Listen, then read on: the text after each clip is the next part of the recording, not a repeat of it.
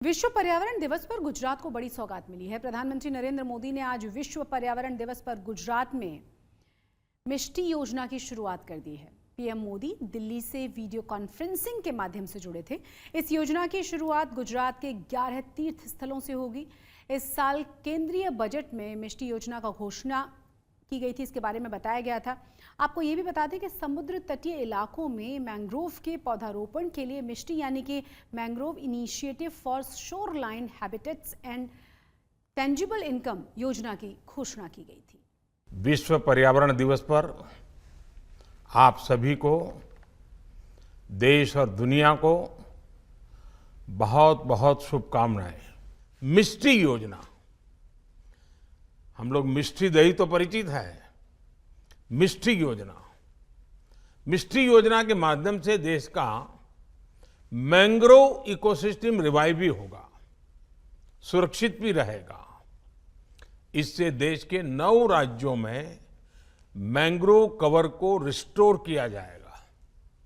इससे समंदर का स्तर बढ़ने और साइक्लोन जैसी आपदाओं से तटीय इलाकों में जीवन और आजीविका के संकट को कम करने में मदद मिलेगी।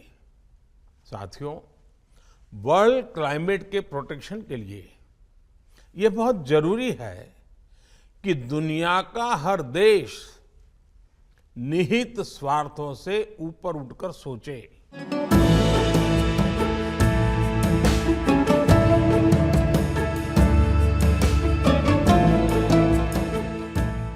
कच्छ का ये इलाका किसी को भी आश्चर्य में डालने वाला है। गुजरात के भुज में भूकंप पीड़ितों की याद में बनाया गया दुनिया का सबसे बड़ा मियावाकी जंगल लोगों के स्वागत के लिए तैयार है। कच्छ जिले के भुज में तैयार किया गया ये अपनी तरह का सबसे बड़ा जंगल है। कच्छ की बंजर जमीन पर इस तरह की हरियाली और जंगल की कल्पना भी नहीं की जा सकती थी। चारों तरफ वीरानी पसरी होती थी, पेड़ भी इक्के दुक्के हुआ करते थे, लेकिन अब इसी जगह पर लोगों को लुभाने वाला ये विशाल वन क्षेत्र तैयार है।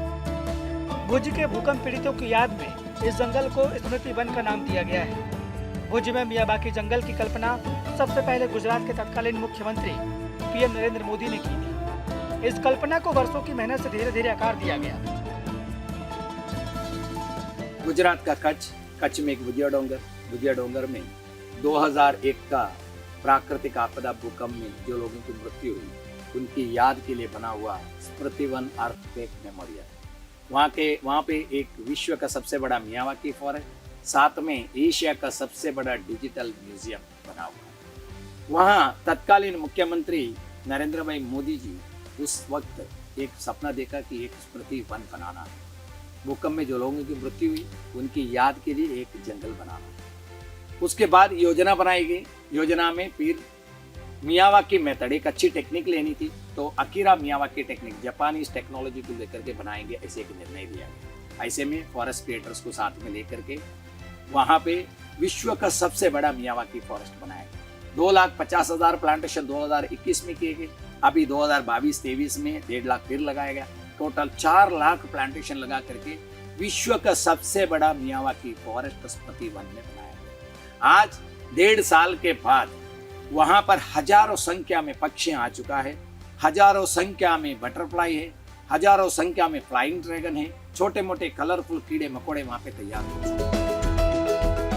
यहाँ मियावाकी तकनीक के इस्तेमाल से पिछले 2 सालों में लगभग 3 लाख पेड़ लगाए गए हैं। पूरे जंगल में छोटे मोटे कई जलाशय हैं जिनमें बरसात का पानी जमा होता है। हरियाली और पानी की वजह से कई तरह के वन प्राणियों के लिए ये जंगल उनका रहन बसेरा बन गया है। कच्छ में जब वन बोलते हैं तो लोग सोचते हैं कि कच्छ तो सूखा एरिया है, और उसमें भी ये भुजिया डोंगर तो एकदम पत्थर से भरा हुआ डोंगर था, केवल बकरी चराने वाला एक डोंगर आज विश्व से सभी जगह से लोग आकर के देखने जैसा जगह बन गया है, एक मादरी बन गया है, एक ब्यूटीफुल जगह बन गया है। उसके कारण विश्व का सबसे बड़ा मियावाकी फॉरेस्ट। ठंडक माहौल, आज टेम्परेचर हाई हो रहा है, उसके सामने 6 से 7 डिग्री केवल 1.5 साल में वहां पे कम हो चुका है टेम्परेचर। उसकी वजह से लोग सुबह हजारों संख्या में वॉकिंग के लिए आ रहे हैं, और 8 किलोमीटर का वॉकवे उस जंगल के अंदर से बना हुआ है। फॉरेस्ट वॉक करने के लिए लोगों के लिए सबसे अच्छा मॉडल वहाँ पे तैयार हुआ है। मियावाकी पद्धति में बहुत कम जगहों पर वृक्ष लगाए जाते हैं। जापान में इस पद्धति की शुरुआत हुई थी। आने वाले समय में यहाँ 40 लाख से अधिक पौधे लगाने की योजना है। आज तक ब्यूरो। गुजरात के कच्छ में आज गुजरात बीजेपी के अध्यक्ष सीआर पाटिल भी पहुंचे और यहां उन्होंने कच्छ जिला भाजपा कार्यालय का उद्घाटन किया। इस मौके पर सीआर पाटिल ने अयोध्या में राम मंदिर निर्माण के लिए जहां पीएम मोदी और बीजेपी सरकार को श्रेय दिया है, वहीं कांग्रेस पर भी जमकर निशाना साधा है। कांग्रेस कहता है कि भाजपा कहे छे कि मंदिर वही बनाएंगे, तारीख नहीं बताएंगे। लल्लुओं ने कही देजो 2024 में रामलला दर्शन करवा माटे अयोध्या में आई जाए। ये आपेलू वचन कि मोदी साहेब पूરું કરી રહ્યા છે। મેનિફેસ્ટોની કમિટીમાં ભારતીય જનતા પાર્ટી દર વખતે લખતી હતી 370ની કલમ રદ કરીશું, કહેતા હતા ને। આપણને વિશ્વાસ હતો કે ક્યારે રદ થશે, તો મોદી હે તો। गुजरात में राज्यसभा चुनाव को लेकर राजनीति गरमाने लगी है, क्योंकि गुजरात में अगस्त महीने में राज्यसभा का चुनाव होना है। केंद्रीय चुनाव आयोग ने उन राज्यों को पत्र लिख दिया है जिन राज्यों की सीटों का कार्यकाल अगस्त के महीने में खत्म हो जाएगा। इनमें से गुजरात का नाम भी है। गुजरात के पास राज्यसभा की हैं कुल 11 सीटें। इनमें से 8 सीटों पर बीजेपी का कब्जा है और 3 सीटें हैं कांग्रेस के पास। गुजरात से राज्यसभा के 3 सदस्य विदेश मंत्री एस जयशंकर, जुगलजी ठाकुर और दिनेश अनावड़िया का कार्यकाल समाप्त होने जा रहा है। विधानसभा में 156 सीटों का बहुमत होने के कारण राज्यसभा की तीनों ही सीटें बीजेपी के पास ही रहेंगी। राजनीतिक हलकों में अब इस बात को लेकर चर्चाएं हैं कि राज्यसभा जाने वाले वो 3 नाम इस बार होंगे कौन। वैसे विदेश मंत्री एस जयशंकर को फिर से गुजरात से राज्यसभा जाने की संभावना व्यक्त की जा रही है। गुजरात के सूरत शहर में सीडी स्कैम हुआ है। कहा यह जा रहा है कि सरकार को लाखों रुपए का चूना लगा दिया गया है। और इतना ही नहीं, आम आदमी पार्टी ने बीजेपी पर महानगर पालिका में करोड़ों रुपए के भ्रष्टाचार का भी आरोप लगाया है। क्या है ये पूरा का पूरा मामला, इस रिपोर्ट के जरिए जानिए।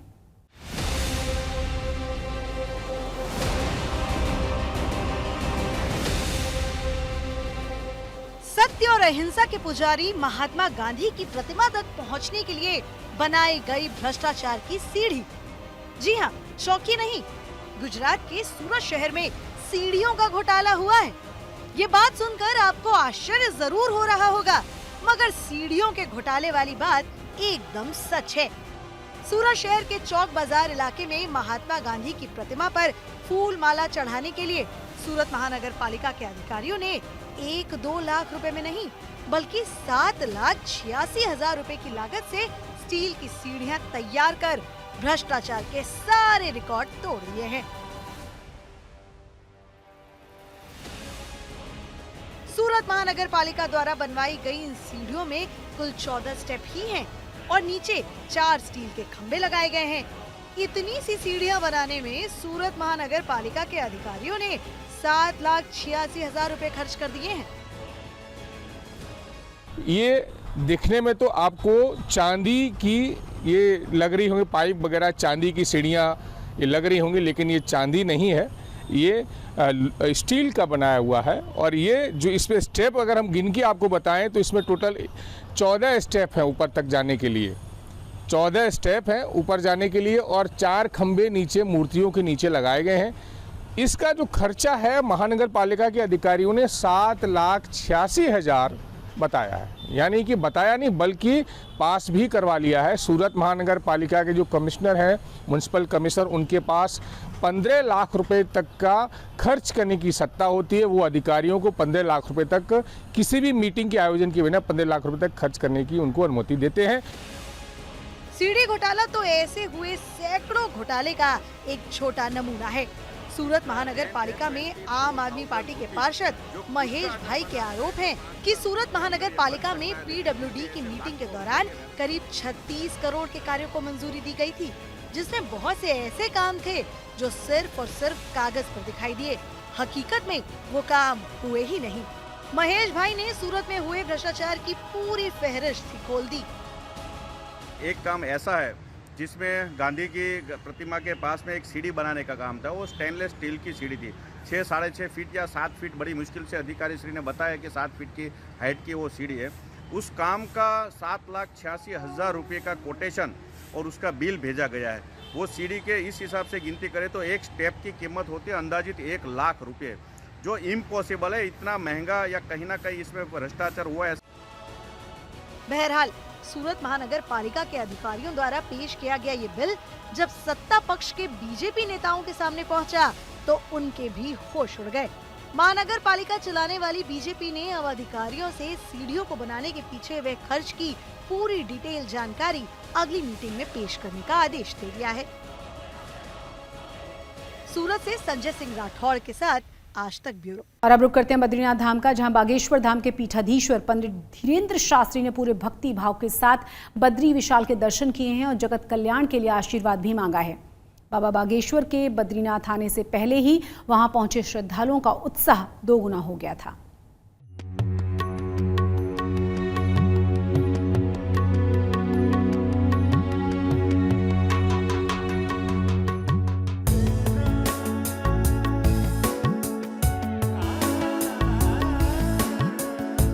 ये अद्भुत अलौकिक तस्वीरें बद्री विशाल की हैं। प्राकृतिक सुंदरता के बीच वादियों में बसा भगवान विष्णु का यह धाम श्रद्धालुओं के लिए आस्था का प्रमुख केंद्र है।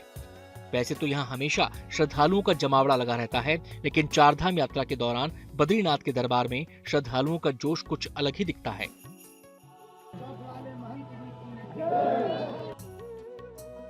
अब ये तस्वीर देखिए, बद्री विशाल के दर पर पंडित धीरेन्द्र कृष्ण शास्त्री दर्शन पूजन करने के लिए पहुंचे हैं। बाबा बागेश्वर जहां जहां भी जाते हैं श्रद्धालुओं का जत्था उनके आसपास मौजूद रहता है। यहाँ भी कुछ ऐसा ही हुआ। बद्री विशाल के दरबार में बाबा बागेश्वर की एक झलक पाने के लिए श्रद्धालु बेताब दिखे।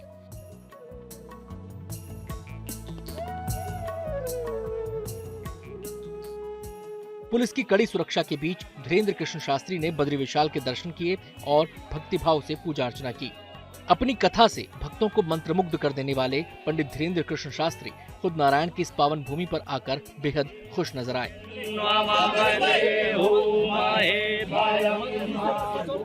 नर नारायण भगवान की जय, बद्री विशाल भगवान की जय, श्री सीताराम भगवान की जय।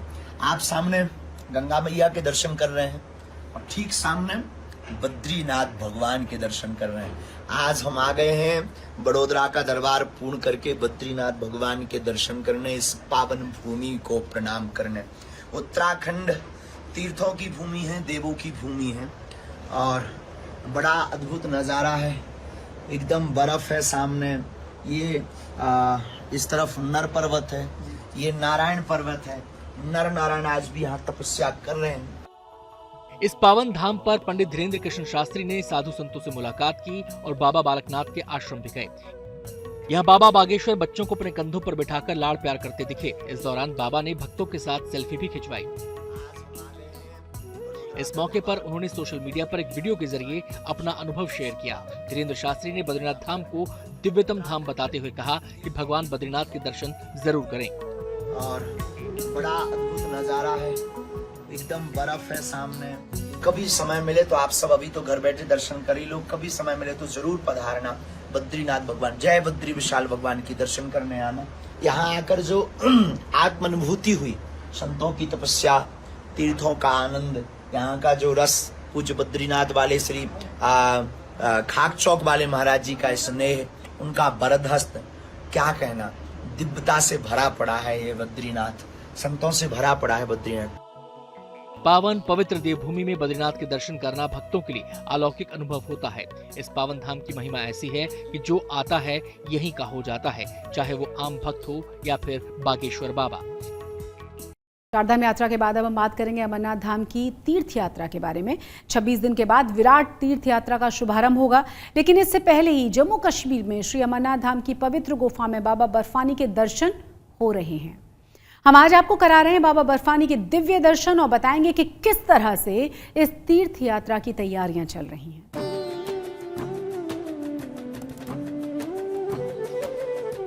GNT पर कर लीजिए बाबा बर्फानी के दर्शन।